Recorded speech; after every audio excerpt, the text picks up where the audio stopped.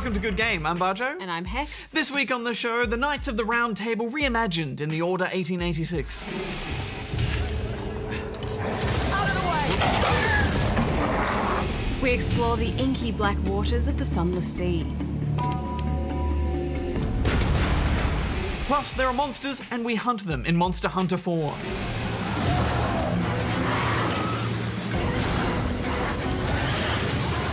And we'll field some of your questions at the Ask Good Game desk. But before all that, can you name the game for this week?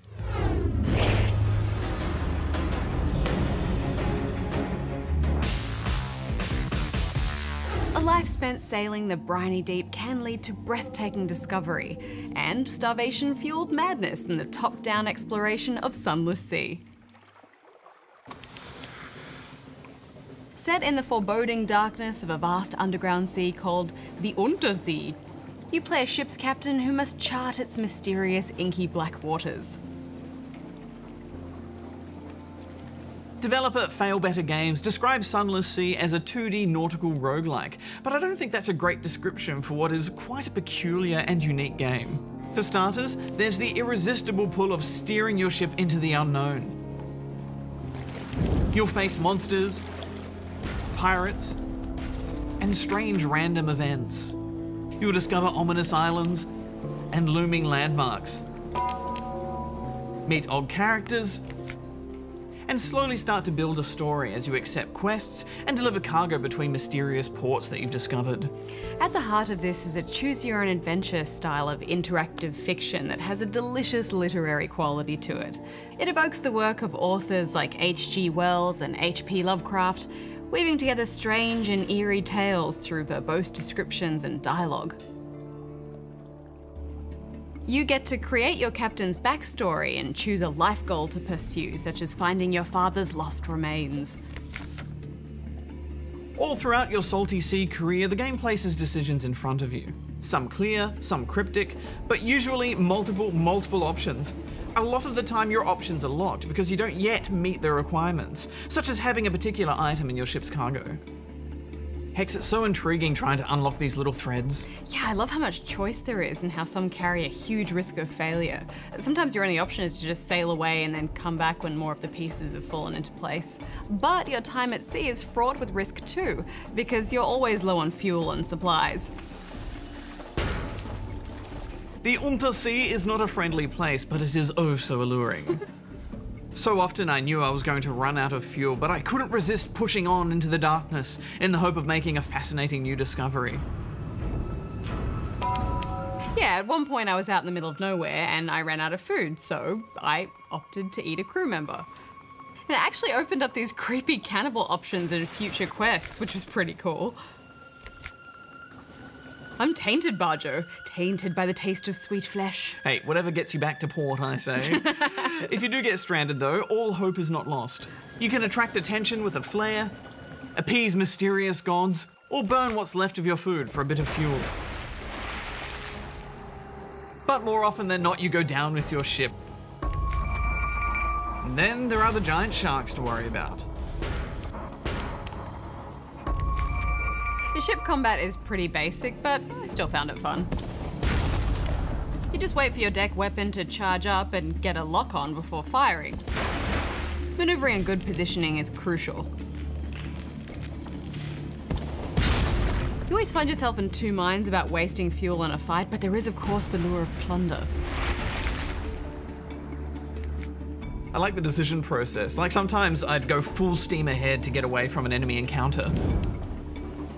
But then you run the risk of your engine exploding and the ship catching on fire.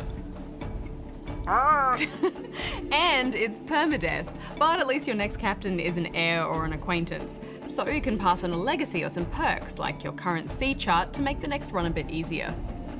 I really liked that. I thought it takes some of the sting out of death. Yeah, and different playthroughs result in a different mix of crew members too. And they all have their own weird sub-quests to pursue if you're willing to deviate from your own course of action. Another thing to contend with in the Untersee is an accumulating sense of terror. This builds the longer you're away from land, or if you sail with your light off, which you might do to avoid the attention of sea monsters. Or even if a quest decision takes a spooky turn. Your terror is always building, and it can lead to mutiny or madness. was a clever mechanic, and it adds to the creepy atmosphere. Yeah, and this game is full of weird consequences, isn't it? Each island you discover has its own bizarre story thread to explore, and you can never predict the outcome. Yeah, and those tales actually become currency. All your encounters earn you fragments, and you need a certain number of fragments to form secrets. And these can be traded. I think it's a lovely idea that your seafaring tales become this valuable commodity that you can use to earn influence. There's a ton of good ideas in this game, isn't there? But I just found the whole thing so slow. Like, go make a cup of tea and come back slow. The ship you start out with puts along at a very gentle pace, and it feels like a huge grind to buy a better engine or weapon upgrades, let alone trade for a superior vessel. Hex, I found it ponderous. Well, it did take me a few hours of play before I really started to get this game, Bajo, but once I did, I was hooked. Like a siren's song calling me back to my PC. I did find it frustrating that every time you create a new captain, you effectively have to restart the narrative from the beginning. So you end up retracing those same quests over and over in the hope of getting just a fraction further. Yeah, I know, but it does get easier each time. You start to learn where all the ports are and where the little storylines go. And I found that there were enough random elements to keep it surprising. What really makes this work so well for me is just the quality of the writing. It's just so imaginative and it creates such a rich atmosphere. Even those little log entries off to the side are great. Luminescent beasts like eyeless dolphins play in your wake. I suspect that not everyone will have the patience for all of this required reading though. Yeah, it's pretty dense. After a while I started skimming. Well, it's rewarding if you have the patience for it. I admire this game's originality. I think it's worth 2.5 out of 5 stars. I thought it was beautifully crafted. I'm giving it 4.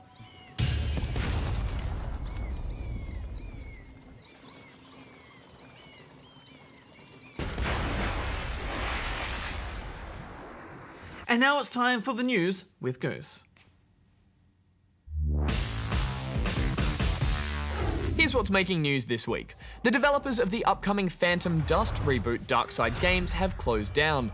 Microsoft cancelled their version of the game, forcing the studio to let go 50 staff members, effectively shutting its doors.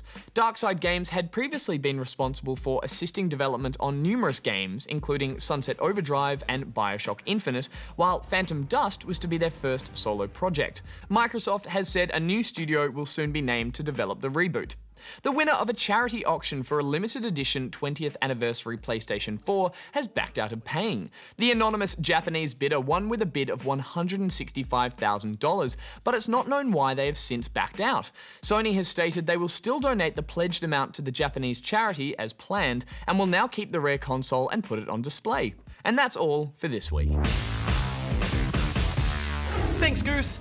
Monster Hunter 4, the game that ate Japan. That is pretty close to the truth. Every new installment in this series of dragon-slaying slugfest sells around 5 million copies in its home market. It's a game that brings people together. Oh! Monster Hunter has gained a small but passionate following in the West, a bit like Dark Souls. And much like my beloved Dark Souls, it's also a game of skill, where you can only progress by getting better.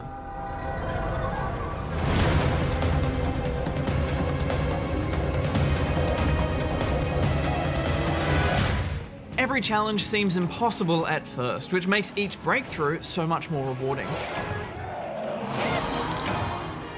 There's also a lot of dodge rolling and stamina bar management, which I love.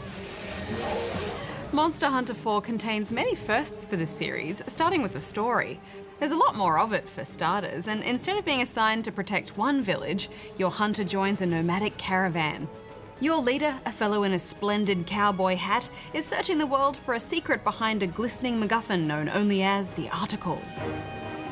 The realms you explore are scattered with caverns, fields, and ruins, critters both dangerous and docile, and all manner of collectible craftables. But this customization is only there to prepare you for the core of the game, boss fights. There are more boss monsters than in any previous game in the series. Some old favourites return, and the newcomers are off the wall.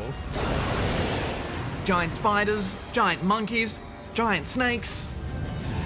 Before you go out on a hunt, you'll need to equip one of 14 classes of weapons, and their movesets are as varied as a roster of fighting game characters. All the old weapon classes return, along with 2 new ones, the Insect Glaive and the Charge Blade. They're quite refreshing to use, and they'll force series veterans to think differently about how they play. In a way, Monster Hunter has always been about defeating enemies and using their own powers against them. For instance, if you slay a water element monster, you can craft weapons that deal water element damage. But now they weaved it into the combat too. Take the insect glaive. It's a spear paired with a little insect pal, a kinsect. You can shoot out your kinsect to drain a monster's life essence. Yes, and different body parts yield different buffs. So hitting the head, for example, gives you a boost to damage, but the buffs wear off quickly, so there's real incentive to be aggressive. I did like how the buffs can make you immune to the toxic attacks of certain monsters, like the spit from the Catcher Watcher. I also like how the glaive lets you pole vault anywhere. This lets you employ the new mounting ability, where you can damage a monster's sensitive areas while riding it like a mechanical bull. Fun in theory, but in practice quite tricky. It's a blaster and you can pull it off though, and it really plays into the game's new verticality. Yeah. The other new weapon is aimed at more technical players. The Charge Blade can transform. You build up power landing hits in a sword and shield mode, then you can morph into axe mode to discharge that pent-up energy in sweeping, punishing blows. The classic structured quests are now joined by a new expedition mode. Expeditions take you to the winding, randomized ruins of the Everwood. The Everwood. This is a variation on the free hunt mode from the previous two games. Monsters will randomly appear in the Everwood, but you have no obligation to fight them. You can just stroll around and collect mats and just generally chill out. Oh, and watch your AI co-op buddy get into fights with other cats. Merlin, behave. Oh, and you can rescue piggies in distress. And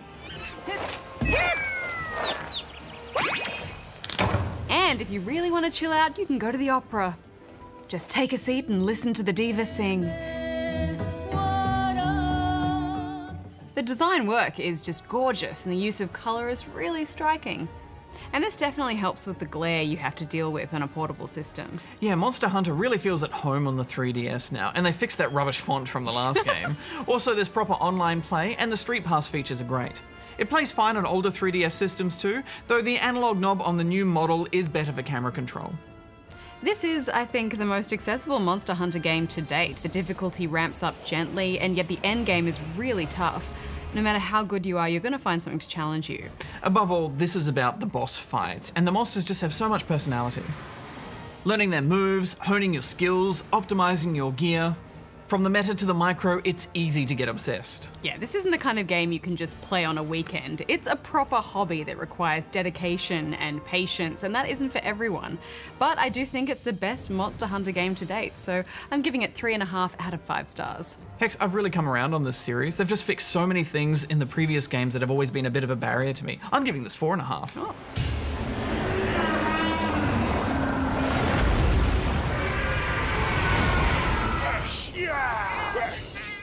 Well, questions await us at the Ask Good Game desk, Bajo. Let's go, Hex. Okay. Can I just sleep the normal way? All right, well, this week we've got this one from Sean, who is in Vernal, outside Australia. I was sad to see no mention of the passing of Ralph H. Baer on the latest episode of Good Game during its catch-up segment in the news section. Truly, if the other deaths mentioned during that segment were worth discussing, then a pioneer who innovated so much during his lifetime and the early years of the gaming industry, a man who practically created the gaming industry, should also be mentioned. I hope to hear talk about Ralph Baer on an episode of Good Game sometime soon. Thank you for your time. Thanks for your letter, Sean, and yes, that was an unfortunate oversight. Ralph Baer passed away in early December last year, just as Good Game was wrapping up for 2014. So it was entirely our mistake to not report it in our first episode back. Indeed. So let's take this opportunity to talk about Ralph's considerable accomplishments and contributions to the industry. As you said, Sean, without any exaggeration, he practically created the gaming industry and is widely considered the father of video games. But first, some background on the man himself. Ralph was born in 1922 to a Jewish family in Germany, and in 1933, fearing persecution under Hitler's regime, they wisely fled to New York. During his early life stateside, he studied electronics, but went on to serve in the US military for several years during World War II. After returning, he furthered his studies and went on to become one of the first people to ever graduate with a Bachelor of Science in Television Engineering. In the early 1950s, witnessing the widespread adoption of TV sets, he had the radical idea for creating a device that would allow people to interact with the TV screens in their own homes and play games on them. But the company he was working for at the time wasn't interested in his idea. It wasn't until almost 15 years later in 1966 that he was given the funding to create a prototype, which became known as the Brown Box, the very first home console. He also invented the first light gun to go along with it, and several basic games like football and tennis, but many television manufacturers still weren't interested in the prototype, except for the Magnavox company. Magnavox licensed the technology and renamed the box the Magnavox Odyssey, the first commercially available console. Odyssey, a new dimension for your television. The Odyssey would go on to become a moderate success, selling several 100,000 units. But importantly, it inspired other gaming giants such as Nolan Bushnell, who took the idea of tennis and created Pong, which helped to popularise arcade gaming. Over the years that followed, Bear continued working on games, but focused more on electronic devices, eventually creating an icon of the 80s, the colour and sound matching game Simon. Light the lights that Simon lights, or he'll tell you that you're wrong. We really only had time to touch on some of his more influential achievements, but it's clear even from that small snapshot of his life that he was hugely important in kickstarting this industry that we all love so much. On the shoulders of giants we stand, Hicks. Indeed, and of course our thoughts and condolences go out to his family, friends and colleagues. And from the very bottom of our hearts, we thank you, Ralph. Okay, who else would like to play? Why don't you come on and play the game?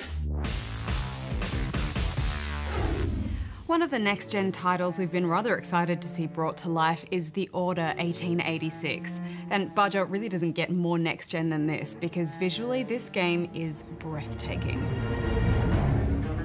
We must stand vigilant together. Lest our ranks be poisoned by those who seek the destruction of all we hold sacred. What are you doing? Where is she? Things are not as they seem.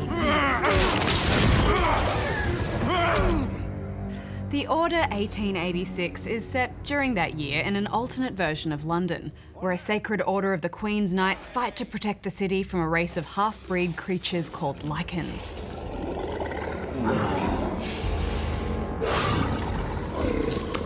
Which are basically werewolves, right? Yeah, it's the fancy name for werewolf. You play a knight who has been bestowed with the Arthurian name of Galahad. He and his fellow knights must not only fight the lichens, but also bring down a rebellion that opposes the monarchy and the government. This alternate history paints an exciting picture of post-industrial London.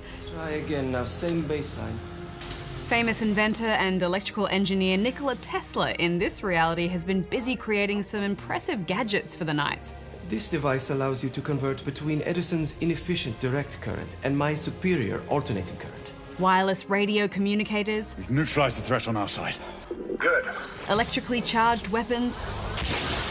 All set against a landscape of huge zeppelins floating across grey London skies.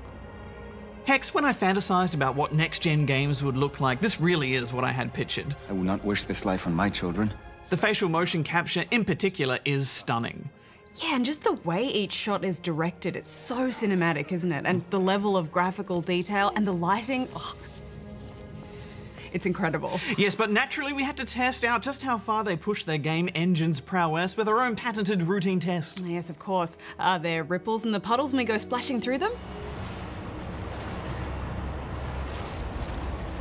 No.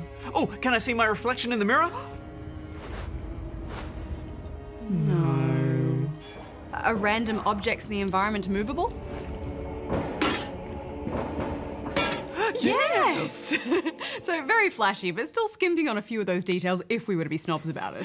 Yeah, it's such a good looking game, but Hex, there's just one problem. The whole game is letterbox. I don't mind letterboxing, like at all. Oh, it drives me crazy. I need to rant about this just for a moment. I alone will assume responsibility for all the consequences that may befall us. The whole way through, I just found myself thinking that maybe the way they got this game to look so pretty is not to have to render so much of it. Why not give me the option to see more? In fact, I'd rather have the game look a little worse if I got the whole thing rendered. In fact, I zoomed in manually on my television to split the difference a bit, and that kind of helped. Oh, that's just stupid. And I really don't think many people have the same level of hatred towards it as you.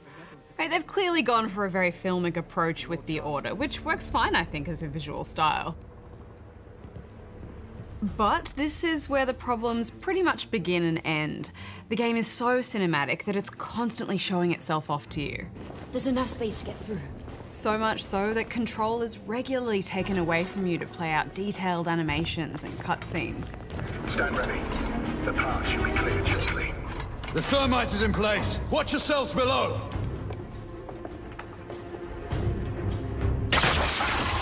This also drove me so crazy. It's bad, isn't it? At first I was like, oh no, I'll give this the benefit of the doubt. I thought maybe there's a fair bit of story set up, they want to paint a really clear picture, but it arguably gets worse as you progress. You're invited to participate minimally in many scenes through QuickTime events and the occasional press of a button, which only makes you feel even more cheated.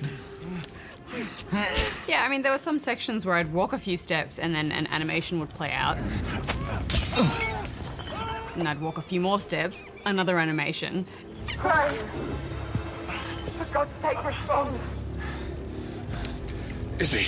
It's like, either make it a cutscene if that's what you want, or let me frickin' do it. It's intensely frustrating. And certainly all of these transitions are seamless. It is beautifully crafted. And you can almost forgive them for it because every action is so elegantly directed.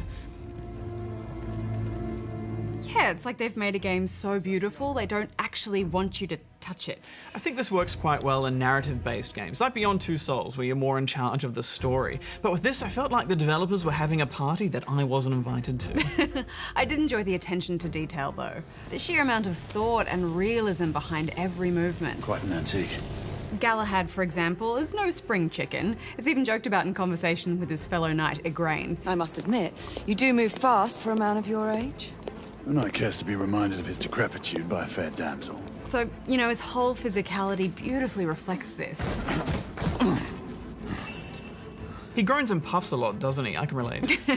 Yeah, but I love it. I mean, so often we have these action heroes just blasting their way through war zones. But he's hauling himself over things, grimacing and groaning under the weight of that armor. Everything looks like a genuine effort. Yes, and this should be hard work, and it translates well. You really feel exhausted for him. Yeah, I mean, I think characterization should be applauded across the board, in fact. From the subtle NPC conversations in the streets. Protocoling. Bugger off. Oh, dear. Please watch your language. Someone might hear you. To the main characters. A proper knight must learn to curb his passions. Without passion, monsieur, a man cannot fight. We do not fight men, Marquis. There are fantastic performances from the entire cast. We mentioned already the motion capture, it's some of the best we've seen. And I thought the writing was decent. And Igraine. Sure you don't need help, love? Do you mean a strong man to take control of things? That's right. Just stay out of our way. I'd hate for you to get shot by mistake. As soon as I met her in the game, I was like, I like this woman. Yeah, there's a refreshingly substantial cast of female characters in this game, isn't there? Yeah, for a change. And all of them intelligent, strong, interesting, and play vital roles. There are things worse than Death Knight. Much worse. And if it is mine you seek in your misguided quest, then so be it. My death is a worthy sacrifice. I mean, I was flabbergasted. It's a new era. To the story, we won't say too much about it, but while I enjoyed the concepts and the setting, I found the plot a little predictable. A lot of time is spent on cutscenes and storytelling, and yet I didn't find the plot particularly original. I liked it. I mean, the character that I thought was sus turned out to be sus. But I really enjoy the world that's been created here, and was still captivated by the narrative. There is just something so wonderful about this reimagining of the Knights of the Round Table. This council is now called to order. Yeah, it's a legend we all know so well, and it lends itself so beautifully to this time period. And the immediate indication that there is dissension and fractures forming within the Order itself motivates you to start investigating. Some things we need to find out for ourselves. Let's talk about the gameplay. Yes. Moving through the environment will see you taking in more of foggy London's eerie streets and tunnels, in and out of shootouts with rebels. Target down! What do you think, Bajo? Is this next-gen gunplay? Well, when we played the demo for this game, I got the impression that all of the guns were going to be quite innovative and unique. Like this rifle, which shoots pellets of thermal powder with one button, and then with another button you ignite it.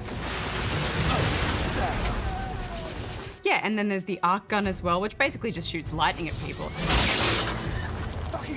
And I grabbed it at every opportunity because it's so overpowered.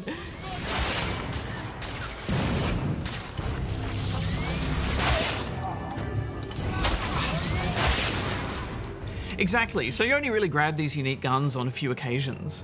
The rest of the time, it's pretty standard shooter fare with average guns. Shotgunner neutralized. I was a little disappointed. Well, I'm not the world's biggest shooter aficionado, so for me this was adequate. Nothing we haven't seen before, though. Dudes with rocket launchers and sniper sections to break up the stop and pop.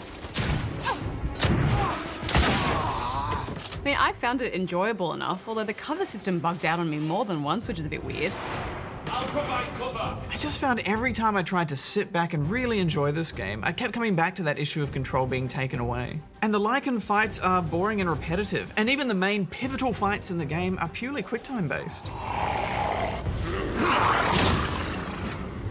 Yeah, QuickTime events are badly overused in this game. Again, I think just so that the devs could control the animation more artistically. This is most precarious, my friend.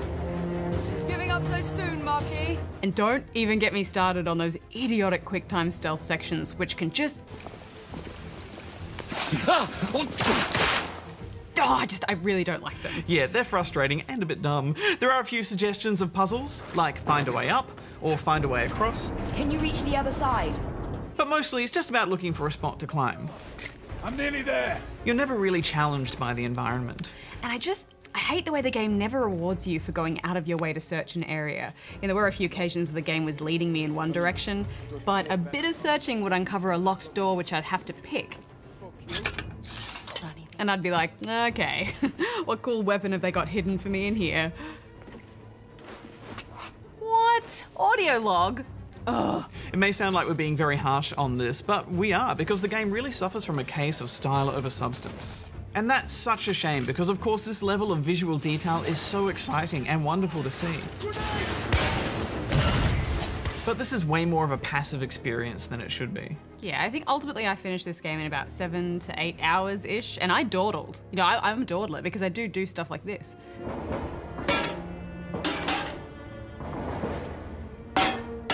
And hey, I mean, you know me, I'm always craving more depth in storytelling, more time given to fleshing out the characters so that I actually care what happens to them, but not at the expense of gameplay. Yeah, the issue isn't that there are too many cutscenes, it's that there's just not enough gameplay around it. Yeah, for me, I think The Last of Us still sets the benchmark for that balance between story versus action. It was measured and well-paced. All right, ready? Ow. So it can be done. Yeah, it absolutely can be done. I think in many ways The Order is technically a step forward for games, but in so many other ways it's a step backwards, and it's such a shame. Yeah, I agree. And look, I'm not saying don't play this game necessarily. There is a good game here, just, don't expect to play much of it. What's the verdict, Hex? I'm giving it 2.5 stars. I'm giving it 2 stars. Nobody puts Bajo in a letterbox. Everything to your liking thus far? Quite. Just another ordinary London morning. Indeed. All right, Goose. I'm keeping him busy with the virus hack while you track his IP location. He has some serious encryption codes, but I've launched a node to break through his firewall. All right. He's not in London, Paris, Berlin, Moscow. Just keep tracking him. Hong Kong. Not in Japan. Just keep tracking. They're zeroing in on Sydney. Yeah, I'm almost through. I need an address. We're somewhere in the West. The address, damn it, in Newtown. I've got you now. No!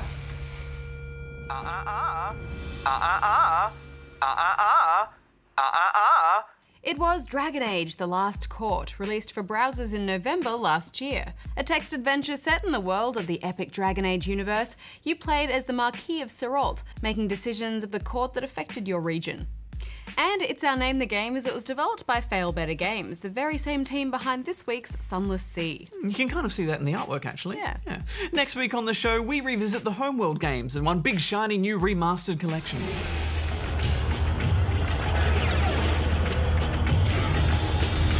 And over on Spawn Point on ABC3 this weekend, our show for younger gamers, we review the all-time classic remastered The Legend of Zelda Majora's Mask. Until next time, may all your games be good ones. Hex out. Bajo out. Is that my tie today? It's the same tie as last week. Yeah, but it's made of real velveteen. Touch it. It's very nice.